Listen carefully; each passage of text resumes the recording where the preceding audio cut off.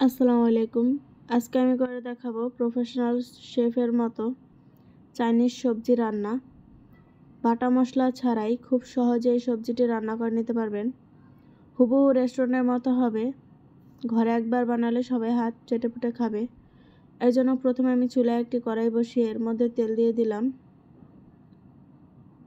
তেলটা গরম হয়ে গেলে এখানে আমি একটু আদা ও রসুন কুচি দিয়ে খুব ভালোভাবে এটাকে ভেজে নিয়ে নিচ্ছি। এরপর দিয়ে দেব পেঁপে, দিয়ে দেব চিচিঙ্গা,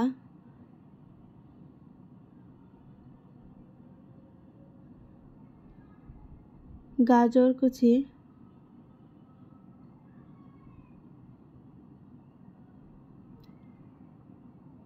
কেটে রাখা ক্যাপসিকাম। আমি এখানে 3 ধরনের ক্যাপসিকাম নিয়েছি। আপনারা চাইলে এখানে আরও কোনো সবজি অ্যাড করতে পারেন। এভাবে রান্না করলে আপনার সবজির কালার নষ্ট হবে না। এরপর দিয়ে দিলাম স্বাদমতো লবণ।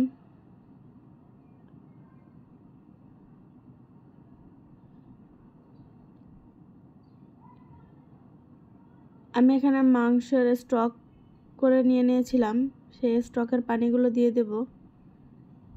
একবার হলেও বাসায় রান্না করে দেখবেন, সবাই খেয়ে আপনার প্রশংসা করতে বাধ্য হবে।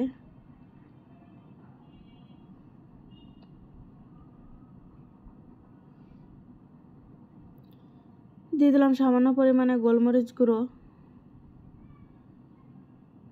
চিকেন।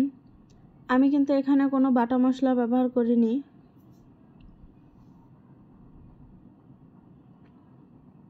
এভাবে সবজি রান্না করলে খেতে খুবই মজা হয়।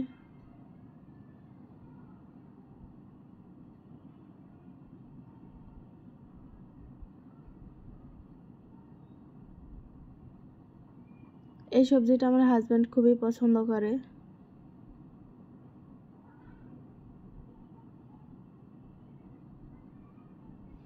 দেখুন রান্নাটা প্রায় শেষের দিকে। এই সময় আমি দিয়ে দিলাম অল্প পরিমাণে কর্নফ্লাওয়ার।